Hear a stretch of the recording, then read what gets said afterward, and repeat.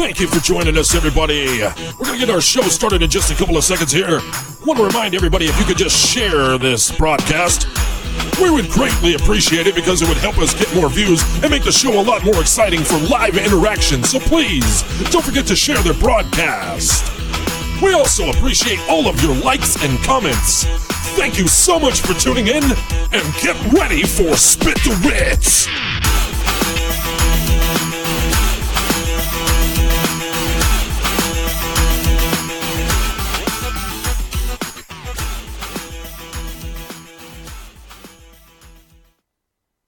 Ladies and gentlemen, we welcome you to this show that was entirely produced and developed by the people sitting in front of you. Jessy Meadows and Frankie Almost. Brought to you in part by Rolling Hills Productions. Live from Las Vegas, Nevada, this is Spit The Wit. Jessy, if you would be so kind, would you please tell us what today's show's about? Well, today we're going to be talking about aliens and, let's see, string theory, maybe a little bit on that. I still want to talk about the lost city of Atlantis. Oh, and how I went to the hospital. And now, here is your host, Frankie Almost. Okay. I wonder when people are gonna put together that when it says, Jess, will you please tell us what today's show is about? That everything that you say is an absolute lie. I'm just trying to see if anybody's paying attention. Right. Exactly. So, welcome everybody to Spit the Wit. Why am I hearing, is that the volume from there? Can you turn that down, please? Sorry. Thank you. I think I need to make sure that there's no loop happening here, too.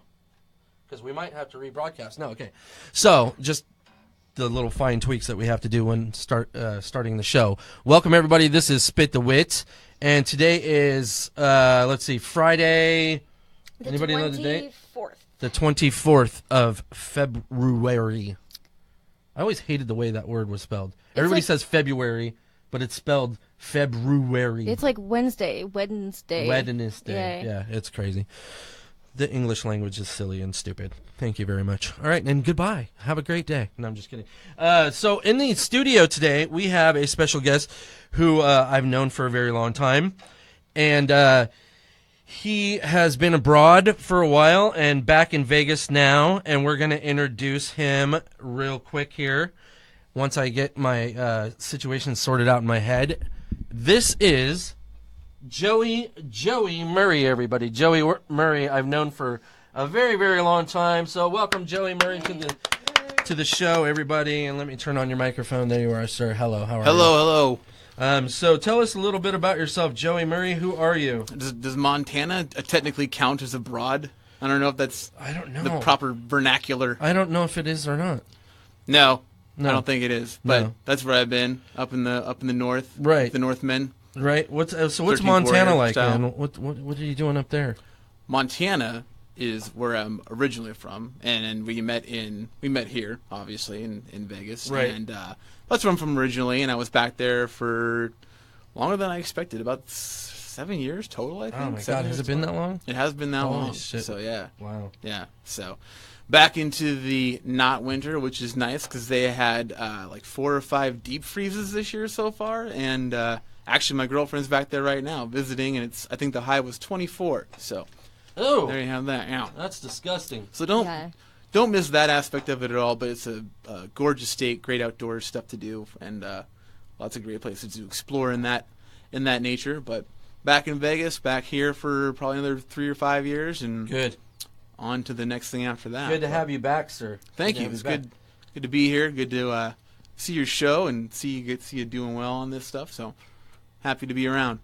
Roxanne Ramirez, who you would know from Norma Jean's. She was the bartender, Roxanne. Remember her? Yeah, I remember Roxanne. She just said, Big Sky Country is what she said. That is correct. Yes. Our sky is mathematically larger than any other really? state. Yes. How is that physically pound possible? for pound, biggest sky in the entire United States. Nice. I wanted to ask you a question. While you were up in Montana, I've known you for how many freaking years now? I don't know. I want to say it was like 3. It's been like 10. About it's been 10 about years. 10 years. Yeah. Okay, so I've known you for 10 years, and you were kind of in Vegas doing what I was doing, which was just hanging out, partying, Yes. going and singing karaoke, picking up on chicks, and blah, blah, blah, blah, blah. Right. And then you finally, at one day, I don't want to call it a midlife crisis because you were still relatively young at the time, but you finally said, I want to do something and pursue a dream of mine, and you ended up saying, fuck it, I don't care, about anything else.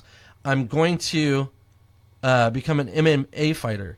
Well, so basically, just really quick though. Yes. Roxanne Ramirez was wondering what part of the state. I'm from Butte originally, and then I lived in Bozeman for 4 years. So Nice. that southwest area, which is gorgeous all around. No, so basically, I got tired of being a degenerate, Right. and I realized I said I need a hobby that doesn't involve a bar. And a buddy of mine, who I knew since high school, I ran into him the same day I had this epiphany, and I said, "Hey, you still do the MMA stuff, right?" And I done martial arts before, Right. But I did like a couple boxing matches, a kickboxing match, nothing super competitive, because that was back when I was 18 in the early 2000s, and there was no place to do that in Montana. And so basically, I started doing it as a reason to get back in shape and train with those guys. And 6 months later, I had my first amateur fight lined up. And then 13 amateur fights and 4 pro later, here I am. So Crazy, man. yeah. So spectator-wise, was your stuff ever televised?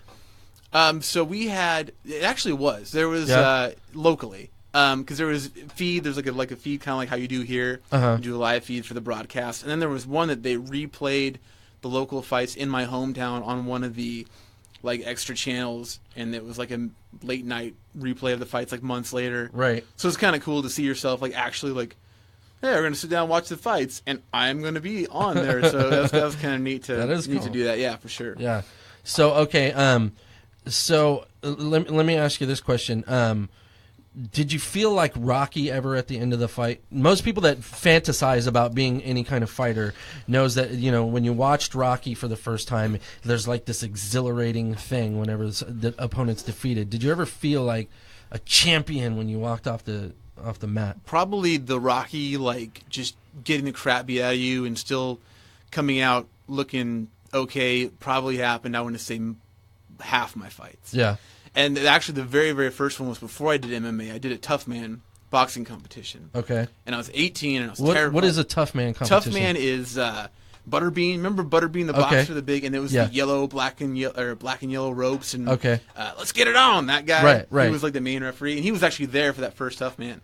And I fought this guy that was like 30, 40 pounds heavier than me. Okay. Didn't know what I was doing. Had no idea how much cardio you actually need to do a fight. So I was gassed like 2 minutes in. Yeah. But this guy knocked me down, and I was so much smaller than the other guy, and I was the same height that I am now, but maybe like 40 pounds lighter. Okay. So I was just a stick, and there's people actually laughing when I walked into the ring, like, this guy is gonna get murdered. Okay. This guy's gonna get killed. Was the other guy? Was he a big fat guy or was he? He was stocky. He wasn't Stocky. like fat. Okay. I wouldn't call Okay. him fat, but he was stocky. Okay. He was powerful, and I got in there and I got knocked down within the first like 8 seconds. Oh wow. And I was laying there, and I had never really been hit until that moment, and it was in front of 1,000 people or whatever. Right. And I'm laying there and I go, that wasn't quite as bad as I thought it was going to be. Oh really? So I got back up, and I'm like, because I did train, and I worked really hard, and I took pride in what I did. So I trained way too hard to give up right now. Okay. And I got back up, and me and this guy that was noticeably bigger than me traded blows for all 3 rounds, just back and forth. And by the end of the 3rd round, that place was, when there's that audience like yelling level where your ears stop registering sound? Yeah. It was that loud. Wow, dude. And Mills Lane, that was the name of the referee, the Let's Get It On guy. He was the in-house announcer. Nice. He got on the mic, and he did all the Tough Man fights. He was there for all of them. And he gets on the mic after my fight. He goes, "You're going to see a lot of Tough Man fights, but you're never going to see many that good. That was incredible." And the whole place just lost it. Oh, that's awesome. And it was dude. like this just shot of adrenaline right into your heart where you're like, this is amazing. And I lost by decision. Okay. The whole place starts booing. And I got out of there. I had a concussion. Didn't know it yet. Didn't know what a concussion was. Wow. I got out of there. My dad, who was in the audience at the time, totally against me doing this. Totally, it's like your body hasn't even filled out yet. You're gonna get killed. Like Right. you shouldn't be doing. You should wait 2 more years. I said no, I'm gonna do it. After I got done, I was like, I'm never doing that again. Got the crap beat out of me. Right. And my dad comes up to me. I'm just covered in blood and sweat, and he's like, "That was amazing. When's the next time you're gonna fight?" So, and I did a couple more after that. And I took a big long break where I hung out in Vegas and was a degenerate, and then I got back into it and MMA aspect, and the same kind of thing happened. I got kind of hooked, and I actually got flash KO'd my first fight. What is a flash KO? Flash KO is when, because everyone sees movies and they see like, oh, conk him in the back of the head and you laid out for minutes, maybe an hour at a time. The reality is, if you ever get knocked out to where you're out for an hour, you probably have severe brain damage. Most knockouts are like, boom, you're down and you don't know what's going on for, like, you maybe miss like 30 seconds of time. So you're like dazed? Right. Okay. But you don't really know, you're not really there. Your eyes might be open, but you're kind of like, don't know what's going on. And that was what happened, and they checked me out and all that. And even after that, I was like, well, all right, I can't leave on that note, so got to get back into it and do it again. And so, yeah. Interesting. Let me tell you, because I'm not a fighter, as you know, but I wanted to share the flash KO thing that you're talking about. Okay, when I was in elementary school, right? Go ahead and say what you were going to say. Somebody in the room said something. Oh, yeah. Okay. Justin said, haha, Frankie, I met you years ago. LOL, I used to help you with the karaoke thing. Justin, what's the last name? KRPT. KRPT. Justin Fosmo? Let me see this. Who are you, Justin? I'm trying to figure out who Justin is. Justin, explain yourself.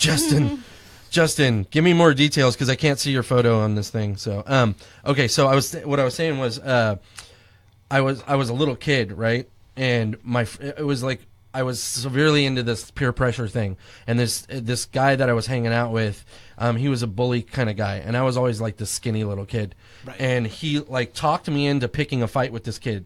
And you know how like when you're young, you just kind of like, okay, you just go along with silly shit, and you don't know why you're being instigated to do it in the first place, but you're just like, it seems like that might be fun.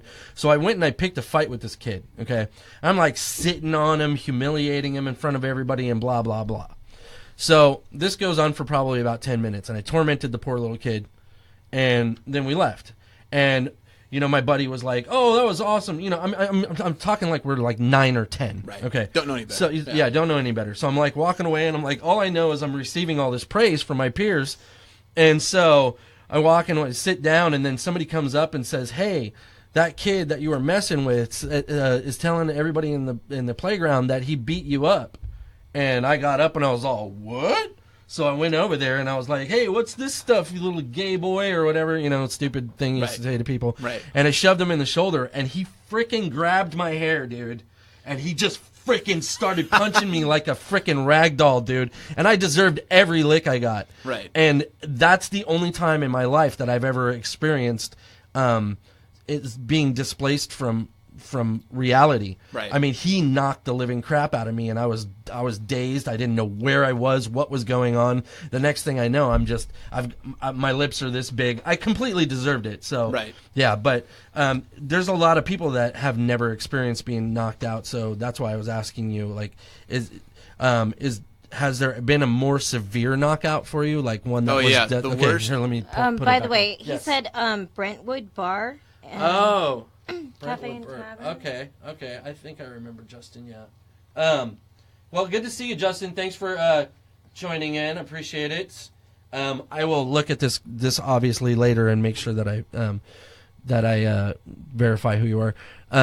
We've got Joey telling us now about his more severe knockout. What was that like? Okay, so it was my second to last pro fight, and it was a rematch, actually. This kid I beat before had a cool native name, Brandon Little Coyote. Nice. Right? Guy is just, and he's a nice guy, but there was just something, like, the second time we fought, there was something else going on with him. Like, he was just, like, crazy-eyed, right? So we get in there, and first time I beat him fairly handily. It wasn't super crazy of a fight, and you don't ever want to underestimate anybody, but there was a part of me at the same time that wasn't super worried about anything crazy happening. Right. So what I remember is, this is what I remember in the fight. I remember we started out, he threw this crazy front kick, caught me off balance. Didn't really hurt me, but I stumbled. I got up, and when I got up, he caught me with a big right hand. Oh, yeah. The next thing I remember is I am in some kind of like neck crank, like chokehold, and it's extremely painful, but not enough to like knock me out. And I knew if I just waited for him to keep holding it, his arm would start to gas, and I could wiggle my way out. And I thought about quitting a couple times, like, oh my god, this is miserable. Yeah. And I got out of it, fought out of it, got on top of him, started dropping bombs, and he turned his back to me, and I actually knocked his mouthpiece out. And I reached in, did a rear naked choke, tapped him out when he reached for his mouthpiece. Oh, yeah? And I finished the fight. They announced the time, and this is all I remember, right? So that whole series of events is like a minute and a half. Okay. They announced me as the winner. They say, oh, and at 4 minutes and 30 seconds into round number 1, and I go, like, excuse me? I get out of there. The doctors for me. They're like, we got to check you out. I'm like, what are you guys talking about? And wow. my corner man and some of my people from my gym, they all rushed to the locker room with me. And they're just next to me like, hey, like, are you okay? And I'm like, what are you guys worried? They're like, you got knocked out twice. I said, no, that's impossible. I go back and I watch the fight, and there is an entire chunk in the middle of the fight that I do not remember at all. You completely just lost track of time, like you were in a different universe at that point. I don't remember it at all. That is creepy, It's man. like it didn't happen. And That's I mean, we're creepy. talking like I landed a takedown on this guy. Yeah. There was one point where we were standing and banging in the middle of the ring, and we're back and forth, and that was when he caught me the second time, and you see me kind of like crumple. Right. And then come back up and try like a crappy like single leg takedown because I'm in La La Land. And I don't remember any of it. Wow, man. And I went back and I said, that's insane. Like, I feel like that probably forever altered my brain chemistry, like, for the rest of my life. So yeah, there's definitely been more severe injury since then. That sounds like it. What did you need, Jess? What are you getting at? What's going on? She's forcing me to. Yes, Yeah. because What's up? Oh, Mike, I see my cousin's in there. Nice. Hey, Mike. we have people that want to kind of interact. Okay, here. yeah, no, that's fine. We want that. We So, definitely want that. Let me see. Bradley Kane was wondering where you're training now. Brad. I remember Brad's Brad. an animal. Brad. I trained with him before. Oh yeah. Yeah, Brad. I'm in Vegas, but I haven't picked a gym yet, and I've had a couple of spots that I'm looking at. Was looking at Syndicate MMA. Is a big name here. Basically, it's a matter of budget and time right now. There was a lot of unforeseen delays in getting hired and expenses and stuff for moving. So, and I was basically training for free in Montana where I was at because I was teaching also as kind of a trade-off. So I wasn't paying anything. And now I have to get back used to actually shelling out cash for my gym. So, but yeah, I'm not training anywhere right now. There, or maybe the actual UFC gym since it's just down the street. Check that out. I mean, there's a lot of there's a lot of great places here. So, I'm excited to get back into it and do some of that. Yeah, And man. then Drew Smith said, Joey, come train at the Palo for a few days. Oh yeah. My buddy Drew. You've met Drew before. He's of course, yeah. at the Palomino Club. Yep. Palomino I know him Club. very well, yeah. He used to come to my bar every once in a while and hang out with me. Yeah. Yeah, Drew trains with. They have like a little training gym at the Palomino, and they do Cobra Kai Jiu Jitsu also. Cobra Kai, do or die. Exactly. Sorry, I had to quote Karate Kid there. Sorry. Sweep the leg, Frankie. I will. So, yeah. And then somebody in the room, I think it was that Steve Disler guy. Yeah, Remember he's that bugging guy? me right now. He's Okay. bugging me to tell you that he said he wants to meet Howie from Toxin in the ring. Okay, I think we can arrange that. Yeah, we could actually do that out in the studio. How many rounds? Right. My partner here, Howard Rolling, does a podcast from here also called Talk Sin, and we were at the bar last night, and him and Steve Disler were kind of hanging out together, and Howard was really drunk and was shoving him and picking a fight with him all night, playing around though. But I think we probably can hook up that situation where we have them Highest fight. bidder gets me as a conditioning trainer. That sounds good. Nice. I'll be ready. And then Danny Perkins said, wow, hey Joey, been thinking of GP a lot and the karaoke songs everyone would sing. I always think of you when I hear you two with or without you. Aw. You know what song That's makes so me think of sweet. you? Which one? Lady Gaga. Oh yeah, because I did that terrible ladies version. Like, I can't hear that song now without thinking of you. No, it's and so funny. My girlfriend will still throw that out, and she'll be like, "My poker face," like because of the way terrible way I was singing it. Right. But that was part of the challenge. So you know what song reminds me of you, Joey? What song I can never get over you singing, and you used to sing it all the time? But it was always like it wasn't like it was comical, but it, like I guess in like an endearing kind of way. Right. Was the I would walk 5,000 miles song. I did that when I wake up. You all know I'm gonna be. Yeah, no. It's supposed to be kind of like a silly, stupid song. So right. I did that for. There was actually a competition up in my hometown in Butte, Montana, called Mining City Star, because the name of Butte is the mining city. Okay. And it was there was like a preliminary round, and then I made it through that, and then there was a thing, and it was cool. They had like this big ballroom at this place called the Copper King, which is currently not open right now, unfortunately. But it's a nice set. It's like a big ballroom, like with spotlights and everything and you pick 3 songs, and they're supposed to be way different. Okay. And the very first one and there's costume changes and everything too. Nice. So I wore like a big like geeky like Hawaiian shirt, and I had these giant glasses. Yeah. And my hair that I had at the time, I had it like slicked in this weird geeky way, and I did that. And I'm marching around the ballroom like an idiot, and these people are looking at me like they're kind of half smiling, but don't like like don't know. Yeah. Like, what's wrong with this guy? I miss the days when people really got into karaoke contests. Number one, there's not really that many karaoke contests anymore. It's just free-for-all karaoke.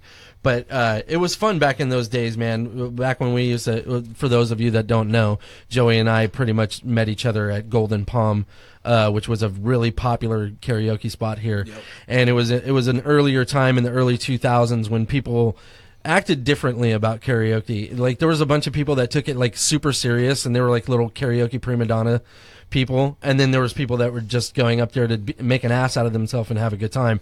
And it was a pleasant little mixture of people, I think, at that time, because you had that, contrast. It was a whole like ensemble of characters, right? And it was always interesting. One of my favorite was when I filled in for you one night at Golden Palms with the Saint Juve. Oh, Saint Juve, yeah, of course. So Saint Juve was this guy that like lived/worked in the Golden Palms as like a repair guy, and he sang karaoke.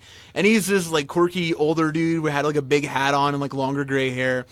And he heard me one time sing The Killers. Somebody told me. I know I've told you this story, but obviously. Right, yeah, I want to hear it again though, of course. So when a song is too high, you can lower the key so it's more in somebody's range. And he asked me, he's like, I want to try that song, but it's too high. Can you lower the key? And I'm like, yeah, sure. And I always had trouble with that on your system for some reason. And so I hit the key to lower it down, and it's not doing it. Oh, wow. And so I hit the key like 6 times. And the song just keeps playing at the regular key. I'm like, well, I guess he's going to have to figure it out, And halfway through the song, there's that transition where it goes, doo-doo-doo-doo-doo. It does that thing. Yeah. All of the keystrokes that I did on lowering the key all hit at the same time. Finally happened. It goes, doo-ba-ba-ba. And he just, like, puts the mic down and stares at me, and I'm like, sorry, man. I don't, like... That's freaking awesome, man. Yeah. Yeah. What's up, Jess? I know you're trying to get your words in. Yes. What's up? Steve Dissler said that he'll give Joey $100, but train Howie instead with it because he'll need it more. Oh, them's fighting words, man. It sounds like the talk is real. The talk is real. Wow. So speaking of talk, you actually used to do a radio show in Montana, did you not? I did. A couple of different radio stations. This was actual radio, not this fake Facebook crap, right? No, it was it was that legitimate forecasted high today, 65. Watch out there for the traffic. Got a little bit of an accident there on Harrison Avenue. Yeah, no. So yeah, tell us some about that. I'm curious about that. That was the only... I had such a love-hate relationship with regular radio, because if this would have been it, like what we're doing right now, I would have never left the industry. Right? I would have done it forever. Yeah. But you're on this thing where you're really limited. You obviously can't swear. You can't like go on these extended things, and there's like these formatting things, and you can't have dead air. And this... Like, I'll give you an example. One of the things I hated that was like built into radio is what they called the ramp, when they're playing a song. Okay. And if you've ever listened to the radio and you hear the intro to the song and the person's talking over the top of it about something going on. For that time where they're waiting for the first lyric. Right. that used to be back in the day considered to be like a pro move. Right. That's like shows that you were on your Right. game. You know what you're doing. You can talk yeah. just enough to where the intro to Hotel California ends. Yeah. And right as soon as you announce 65 degrees. Wanna talk to you. Yeah. It's like and I hate it. I hated that because it's like some people want that's like the best part of the song. Imagine Purple Rain without the first beginning guitar things. I know. I don't want to hear about the Taffy Factory's wackadoo contest going on while like Prince is playing the guitar. Yeah, exactly. Yes, Jess, what's up? Oh, nothing new. Nothing new. All right. Nothing new. Nothing new. No new stash. Nice. Well, you're just raking in our viewers there, Joey. But well, there's nothing new. I'm wearing a Cookie Monster onesie. What more do you want? You are wearing a Cookie Monster onesie. Can you stand up and show that? Yes. Hold on 1 second. yeah, we're gonna display this piece of attire here. This definitely needs to be seen. Okay, Jess, whenever you get a chance. This is actually a kid's onesie. Right. We bought this at a place that we're not going to tell the name of, but some people know it as Wally World. Ah. Yeah. And I that. bought it in the kids section because, for those people that don't know, my wife, I look like a giant next to my wife, but I'm actually smaller than Joey. I'm only 5'9". My wife is 4'11 3/4. Yep. She'll tell you she's 5 foot, but she's not. It's almost 5 foot. Yeah. So it's cool because I can buy her clothes in the kids section. There you go. So, and she does eat a lot of vegan cookies. The problem is when they grow out of it, and then you got to keep buying more clothes. Yeah, exactly. One day she's going to be 7 feet tall. Yeah. Right. 7 feet tall at 79 years old. I know you don't like, the idea of me being a few inches taller, but No. I would like to be like 2 inches taller. The reason why is because I'm a small man, so I need it's evenly proportioned. Right, This that, would be that little bit of that slightly lower. This would be like a 6'1" guy dating like a 5'6" chick. So Right. it's perfect. Right. Yeah. I don't like when girls wear like the heels to look taller. Yeah. Like I know it makes their butt stick out more. Right. And that's what they're going for. Right. But the extra height just bothers me a little bit. Like Yeah. it's not. I don't want to say it's unattractive because that's too strong of a word. But it's like it's just slightly like I'd rather have you in like a pair of flip flops. You know what I mean? Like Really? Yeah, absolutely. Absolutely. Dude, okay, I have a story for you on that. Okay, I was dating this chick back in the early 2000s, and she was an inch shorter than me, and she was a stripper. Is that the correct? No, exotic dancer. She was an exotic entertainer. Dancer. Yeah, and she had these freaking 7-inch heels that made her like 6'4". Right. And I was in her work one day walking, which you're not supposed to do, but this was a little crappy strip club, and they didn't care that I was there because boyfriends aren't usually allowed. Usually. And she freaking backed me up into the corner, and she was 6'4", and she went to kiss me, and I'm like this, kissing up at her. And it was I've never in my life done that. It was really weird. Right. Yeah. Go ahead. Oh, I was gonna say Justin Fosmo says that he's 6'1". He's 6'1". Sometimes I can talk in English, and it works. I'm 6'1", and my wife is 5'2". Right. Here's the thing, Justin, and I'm going to say this while the camera's on me. This is what pisses me off about short chicks, man. Really short chicks that are like 5'2". I mean, I'm off the market now, so I don't mind. I got my catch, and she's got, I'm completely happy. But when I was a single man, I freaking hated when chicks that were 5'2" were dating dudes over 6 foot. It pissed me off. It's like... You're supposed to get your girls are supposed to be in a 5'6", 5'7" range to be proportionate because the short girls are for us, man. Right, and there's a certain point where you ever see that picture of I don't know if it's his current girlfriend or whatever, but that picture of Shaq with that girl he was with, that woman he was with, and she's like 5'8". Yeah. And you're like, how does that even work? Right. Like, how do the actual mechanics, like is there a pulley and like a lever system involved? And, that, and does she come out from underneath him with like belly lint in her mouth? I cleaned you good this time, Shaq. Right, you have it. You know those masks they give you if you have like breathing problems when you sleep, like during intercourse, like running. I do. Yeah. Let's see. I wanted to talk to you. You wanted to talk about film a little bit. Just a little bit, yeah. Yeah. So what is it about the film industry that you're trying to do? So, and there's nothing to promote here. So there's no thing where it's like, check out my YouTube page for further developments. This is just a very early stage thing where I would like to get more professionally involved in film in terms of production, but start out with just something basic like editing. Right. Just because. Oh, I got a job for you. Do you? Yeah, man. Does it pay? No. Can I use it for a portfolio? Yes. All right. You can use it as yes. But something basic and get more into that because that kind of creative aspect of things has always been my kind of my forte. And I'd be willing to work too with somebody who has like maybe extra work they need done for like no charge. Just we so have tons of it.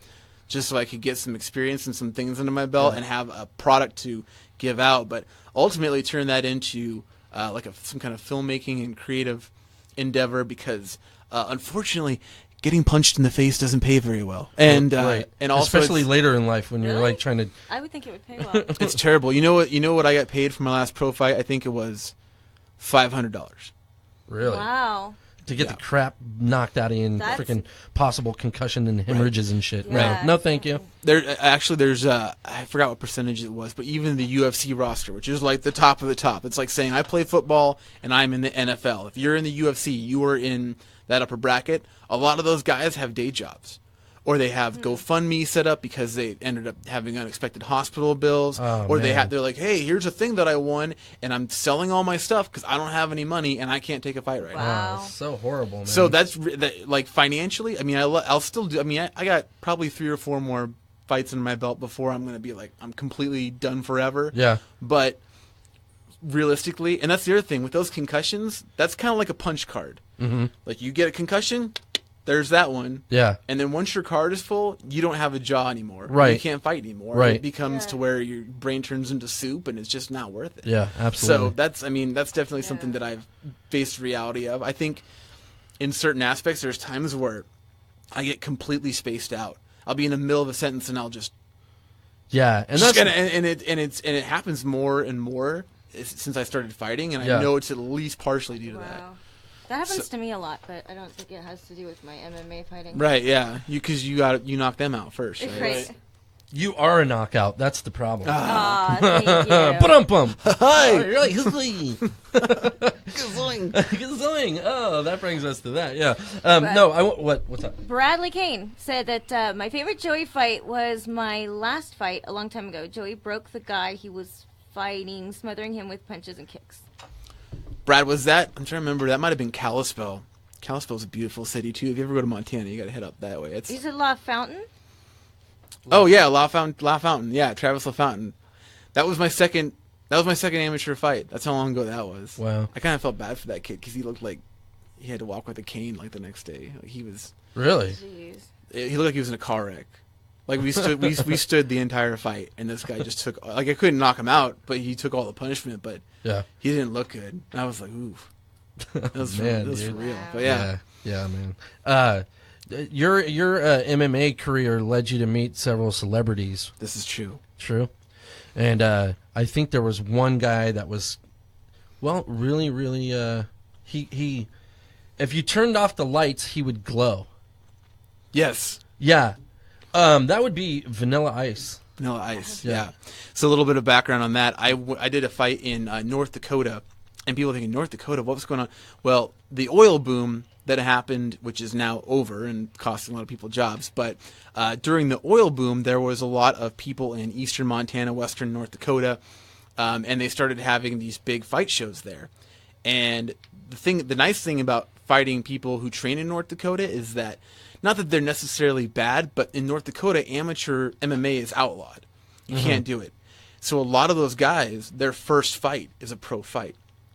And so we would try to get fights over there because in Montana, you could have 15 amateur fights. You have this huge resume of experience. Okay. You go out there and fight some guy who is his first time. And on paper, you're both first-time pros.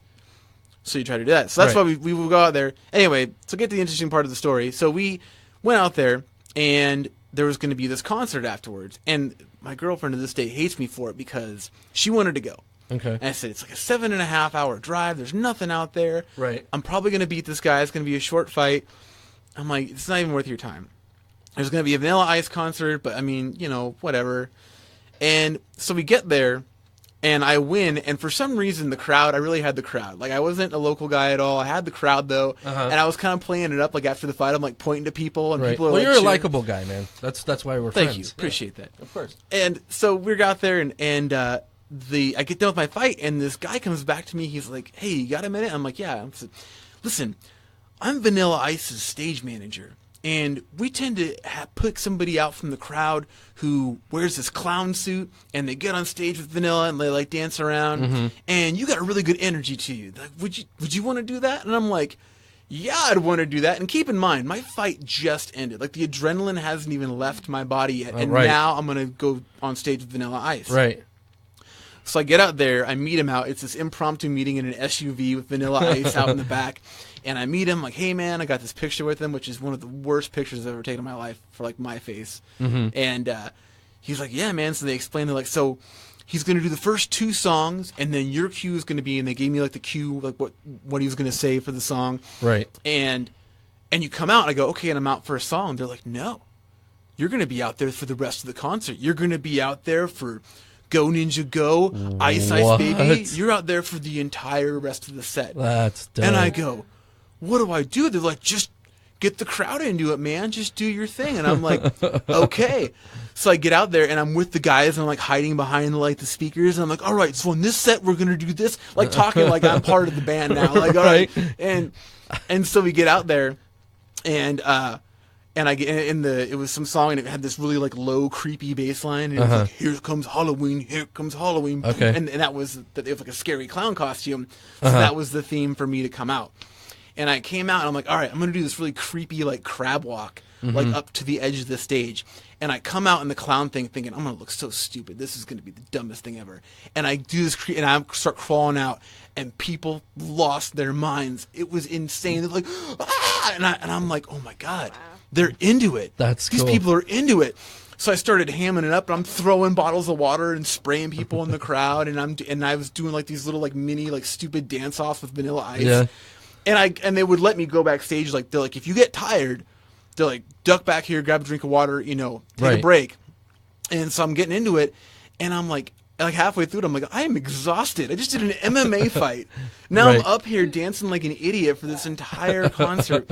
And it was insane. And it gave me a taste of what, because people, like, I mean, North Dakota, they don't get, I mean, they get more now, but to have something like that happen. Right. And some childhood star be up in front of him, and just see this like wall of like starstruck eyes. Right. It's got to be a completely different reality for those people. Yeah. And I even had people afterwards wanting all my autograph, and it's so cool, so dude. weird. But it was like, and of course then I tell my girlfriend, and she's like, "You got on stage," and she gave me, and she's still pissed about it to this day. She's like, "I can't believe all that happened, and I missed the entire thing." And no, it was crazy. So after the show, did you guys continue down to A1A? Beach Run Avenue. Sorry. All right. I just wanted to throw that in there. Yeah. For all the people who remember. The year was 1992. The Casey Kasem. Yeah. Not very well known fact about Vanilla Ice. His actual name is Robert Van Winkle. Did you know that? I had a couple people who thought they were funny by telling me that. Yeah. They're like, so how was your time with Mr. Van Winkle? I'm like, oh, Vanilla Ice. Like, oh, you know his name. You're like, yeah, we're like this. I'm the clown. That's what I told them. I'd tell people, I'm like, yeah, I'm the clown of Vanilla Ice. Right. You might recognize me.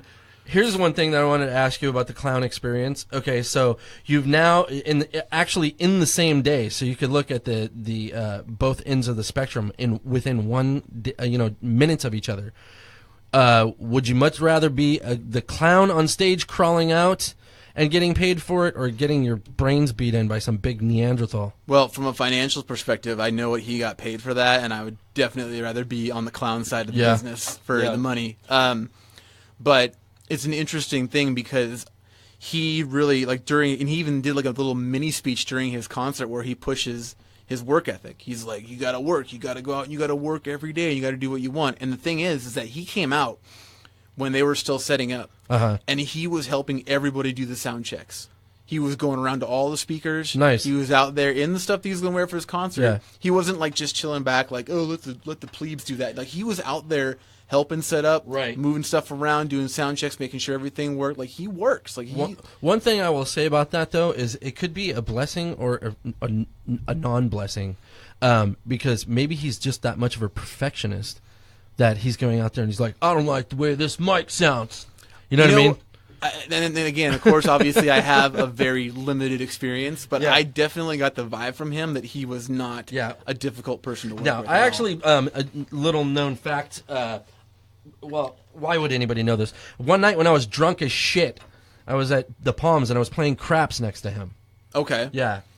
I was sitting there betting my frickin' $20 minimum bet hands. Right. And he's got like $465,000 laid up on the rack. Yeah, right. But he, you know, I mean, he was the coolest. He's the coolest dude, man. He's cool as shit. Yeah, he's a cool dude. Like, he was definitely somebody who I didn't feel any like weird thing about hanging out. No pretentiousness at all. Yeah, definitely very laid back. Absolutely, so. Absolutely. What's up? Drew Smith said, shared a link, and it said the press release of the Vanilla Ice tour where he is flanked by a clown. Oh, what?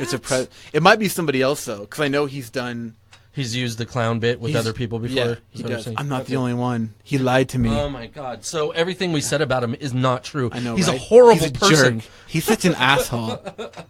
Such an asshole. Right. Okay. Let's see. It might be me. I don't know. But yeah.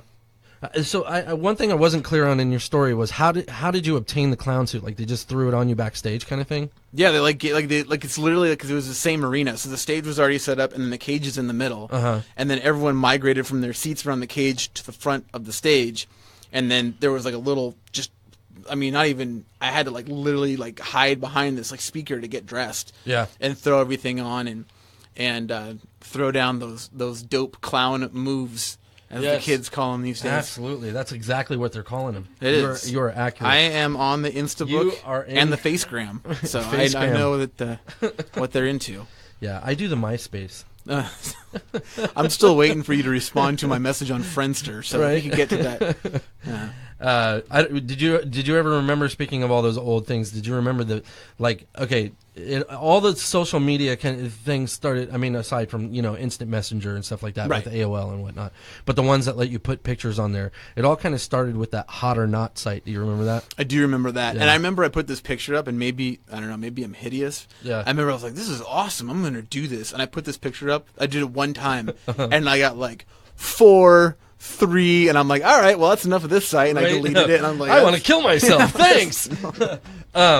And the thing about it is, I can tell just briefing our youth here that is using Facebook on a regular basis, kind of like the pathway of what social media was. You had Hot or Not, which basically was this thing where you put up your picture and people would rate you 1 through 10. And as Joey was saying, you could get a low score or a high score depending on. But a lot of times there was hatred, and people would give you a low score because you were good looking, because that's just the way society is. Right. We need to keep this person suppressed because they might come in and get all the chicks. That's called crabs in a bucket. Right. Yeah. Yep. Exactly. And so then after Hot or Not became a site called because here was the thing about Hot or Not. You couldn't actually talk to the people. You had to pay in order to, like, if you saw a girl that was hot, you had to pay a certain fee, and then it would allow you to message that human being, right? Wherever they were from. And so another site came out called Face the Jury. Do you remember FTJ? I do remember it. I never was on it, but okay. I remember you talking about it. So Face the Jury was a little more profound in the fact that you could have like 4 or 6 pictures. Ooh. And it was like, whoa. So it was like this little profile. So you saw the profile thing aspect starting to develop. But the same went. You could flirt with people by clicking, hey, Joey Murray has flirted with Jessy Meadows or whatever. And then Jessy would be like, oh, this guy Joey Murray has flirted with me. So she could go and flirt back or freaking ignore you like most chicks do. Right. So then what ended up happening was they were charging you to be able to talk to each other too. And then came a site called MySpace around the same time as Friendster. They both came out around the same time. Right. MySpace had a little better advertising campaign because more people knew about MySpace than any other. And they were the first ones to just be like, screw it, we're just going to let them talk to each other. And Friendster did the same thing. And they both were taken off really well. I don't know why MySpace did any better than Friendster, because when you looked at the format, they were both exactly the same. Dane Cook. Dane Cook? Dane Cook did a lot of marketing through MySpace. Oh, and did he? He became kind of like associated with it in a way. And he was super popular around the same time MySpace got popular. Okay. So I know that there was like a symbiotic relationship between the two. Right. Yeah. So then and then obviously we all know that it went to Facebook, and then here it stays. Justin says he had Zynga before MySpace. What is Zynga? I never heard of Zynga. I don't know. Wasn't what that? any I of think this is, wasn't though. that where you had like the little like people, like you had like a little like avatar person, like, and then yeah, it might be the same thing. Oh my Yeah. gosh, both things in the headphones just kicked in. Holy smokes. Nice. Yeah, we got those dope headphones that Yeah. work sometimes in one ear and sometimes not. Speaking of which, we are going to be starting a GoFundMe account here, because we do need to upgrade some of our equipment, and we do like doing the show. And this is your first time being here, but I've known you. I know that you have seen the show before, and it enticed you enough to want to come on the show. Yeah, for sure. So we like doing this. So we want to keep this going, and as you know, things cost money. So.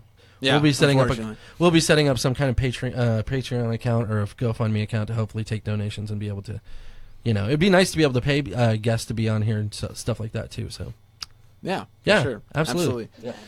But remember, for people who might be too young to remember MySpace or really using it, remember when you had your top 8 friends or your top 10 friends? Yes. And then there was always a drama in ranking. If you ever moved somebody forward or backwards, Right. there was like messages and phone calls like, so bro, I was number 4 on your top friends, and Right. some girl you just met, like, what's going on with that? Right. There was a bunch of drama associated Right. with moving people around on your... When MySpace first started, not that many people know this, but this is one of the reasons why Tila Tequila was famous. It's the only is reason. because they had a top 4 friends that were on your list, Right. And at first you couldn't pick who they were. It was just basically out of who was had come onto MySpace. Right. It was a chronological thing. Is Right. what I'm saying. Yep. So Tila Tequila fortunately jumped on the bandwagon really quick, so she was typically on people's top 4. And so, of course, she was a very good-looking chick. So people started adding her because when they went to go, say, look at Joey Murray's site, they see this hot Asian chick, and they're like, wow, I've got to go check that out. Screw what Yep. Joey Murray's doing. What's this girl doing? Yeah. And so they just started adding her and stuff like that. And it wasn't until later that they implemented that you were allowed to make your own top 4. Yep. And that's why Tequila blew up. It wasn't just her looks or her like talent. the epitome of right place, right time. Right, absolutely, Yep. absolutely. And it would be nice if something like that would happen for us, because we just started this radio show as soon as they started doing Facebook Live. We're just like, let's do it. So here we are. Hopefully you we go. jumped on it at the right Yeah, time. exactly. Yeah, hopefully. Yeah. I remember one thing I miss about MySpace that isn't really on Facebook anymore, and the transition for me was a little difficult because on MySpace I remember I'd come home and there'd be just random girls or random people be like, hey, you seem interesting, what's going on? And you'd chat with these random people, and these random girls and stuff would be like, hey, I want to do this and blah blah blah. I even had a girl one time. I got home from work and this girl had messaged me. She's like, you seem all right, and my friend doesn't want to go to this concert with me, and I have an extra ticket. Do you want to go? Right. Never met her before in my life.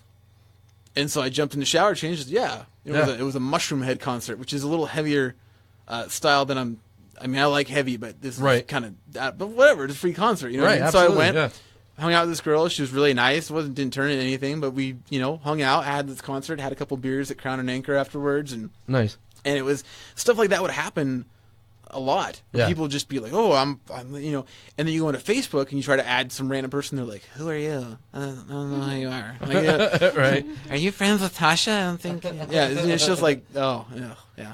Speaking of concerts, you remember when I took like 85 people to Jet? I had a mini experience at that concert because that was, what was that, Hard Rock? It was at the Hard Rock Pool, yeah. Yeah, so we're at the Hard Rock Pool, and there was like a bathroom, like the bathrooms were next to the stage. Right. And it would like create a kind of a funnel situation. Uh-huh. And I got out of the bathroom while the concert was going on, and a fight broke out in like the middle of the funnel. So it was like, and security, so all these people got like pushed out. I got pushed like up on these rocks, right? And I had like jump up on these rocks, and next thing I know, I'm on stage. Oh, like really? Like the bass guitar player is like where this door is over Wow, here. And he looks over at me, and I look at him, and I like shrug my shoulders like, ah, and he just starts like jamming out, and I like start headbanging with him, and he's like, yeah, like into it. And it was like a moment for like 20 seconds, but it was a cool little. That's so what I remember about that. That is so awesome. Okay, there was two things that I wanted to bring up, and I'm trying to remember what one of them were. One story that I wanted to touch on just very briefly, though, because we can't say anybody's names. The celebrity that roofied us. Do you remember that? Mm-hmm. Yep. That was a crazy night. Yeah, I told you about that. Yes. So tell us a little bit about that without using any names. And while you're telling that story, I will be trying to remember what the other story that I really wanted to bring up was. Okay, so that was the night that we met at the Double Down. Right. Is that even still around? Yes, of course. Yes. Okay, so Double Down Saloon, for those of you who may or may not know, is that low, like famous for being run down type place. Right. And the best part about that night is we all just kind of decided to go there. Like we didn't like get together and go, we're gonna get hit. Like, we just all kind of met there coincidentally. Me, you, and one other mutual friend. Right. Meet there. And the only drink that we drank that was not from bought by us was bought by this celebrity who got us shots of Jägermeister. Remember it vividly. Yeah. Because that's one of the last things I remember clearly. And we leave. You just suddenly left. Right. You remember you were talking to this girl who there's a funny side story with that. Right. But you were talking to this girl, and I remember you look up at her, and you just stopped talking, and you did the one moment gesture with your hand, and you did an about face, and just like roboted out the door, like right on the way out. Yep, I went straight home. And I'm talking to our other buddy, and I go, where'd Frankie go? And like, whatever, we're drinking, have a good time. So me and our other friend go to Golden Palms to do karaoke, and we get there, and our mutual friend is just like acting like a hammered person, and it wasn't typical because he could handle his stuff. He could handle his alcohol. He's hugging random strangers, wanting to be everybody's friend. And I said, man, he's really tore up. And so we signed up to sing a song, and while I'm waiting, out of nowhere, like a lightning rod to my stomach, I have to throw up. Yep. And it wasn't like I drank too much. It was like all of a sudden I had the stomach flu or something. Yeah, all of a sudden it was projectile. I didn't even make it to the bathroom. I had to run outside and dive into the bushes. And I come back in, and then they call us up to sing, and I'm like, oh my gosh, I just got done throwing up. But I don't feel drunk or like I'm going to throw up again. I feel like it's done. It's over with. Right. And we get on stage, and our mutual friend is singing backup vocals, and he's sitting behind me. And he says, and we start singing, and all of a sudden he just stops singing halfway through. And I don't think to turn around and look. I'm just like, whatever. I'll just continue being a fake rock star for another 2 minutes. And I turn around, and he's kind of sort of like got this clear like stuff coming out of his mouth, and he just goes, I'm done, brother. I'm done. And I'm like, oh my God, what happened to you? And he got incredibly sick too. Yeah. And then so it turns out we all got sick. Right. And that's where you went. You went so we came to a conclusion that this famous musician. Because the reason why we came to that conclusion, for those of you that are like, why would you assume such a thing? Because the three of us were very avid drinkers at the time. I mean, we were partying 4 nights a week. At least 4 nights a week. Yeah, we were getting trashed and going from bar hopping and stuff like that. And we only had I only had a total of 4 drinks that night. And to be an avid drinker who was feeling well in the beginning of the night, to having 4 drinks too, I had to drive home, and I'm not advocating drinking and driving, people. I was in an emergency situation. I didn't live too far. I drove home with one hand over my eye from 4 drinks. I mean, it's completely impossible. And I remember you were messed up for like 2 days. I was messed up for 2 days. Yeah. Like I was like trying to get a hold of you. You're like, I'm still by the bathroom. I'm like, what happened? My end of this story, because I wasn't able to endure the rest of the night with you guys, was I ended up finally getting home safely. Thankfully, and I walked into the. I guess it's probably better to tell this story through my roommate's account at the time. She was sitting on the couch watching a movie that her and her boyfriend were really into, and all of a sudden they started hearing clicking and turning and rustling at the door. Right. I guess I was freaking fumbling and couldn't get my key in the damn in the either lock. Frankie's home or there's raccoons. Right, exactly. So I finally get in, and they're sitting there watching the thing, and I guess I murmured to them, and they're like, okay, yeah, hi, how you doing? And it's like 9 o'clock at night. and I'm in this condition. And so I continue on to my bedroom, which is in the first floor. It's the only bedroom downstairs in the first floor. And this place was a freaking echo chamber. And I go into the bathroom that's in my room, and they're watching this movie for the past like hour and a half, and it's coming to the pinnacle of the movie where it's like, and the killer is, and it just echoes throughout the entire house, me profusely vomiting. And it was so bad that once I was done projectile vomiting, I couldn't make it from the toilet to my bed. So I slept half on the carpet and half on the tile. Half on the tile, yeah. Yeah. And I was there for 2 days. I'd stayed there for 2 days. And you know it's one of those things where as soon as they heard it, she's kind of looking at him like, are you okay? It's right. a little weird. Right. So why do you think the celebrity did this? I don't know. He's notorious for being a druggie, and that's why we're not going to say his name. Yeah. And he apparently gets off on doing crap like that. We had bought him and shot in the beginning of the night, and he was actually returning the favor. So, I mean, if a celebrity was just going to randomly buy me a shot, I might be a little bit freaking taken aback by why he would be doing it in the first place. But the thing was, we actually introduced this to ourselves because we had bought him a shot prior, and he was returning the favor. And boy, did he return the favor. Yes, he did. It just seems so vindictive. It seems like such a mean thing to do. Right. Absolutely. It was either him or possibly one of his crew. Because I know he's gotten help now since then. And so he was probably hanging out with some shady people. And who knows? I mean, maybe it was one of his quote-unquote buddies that were like, right.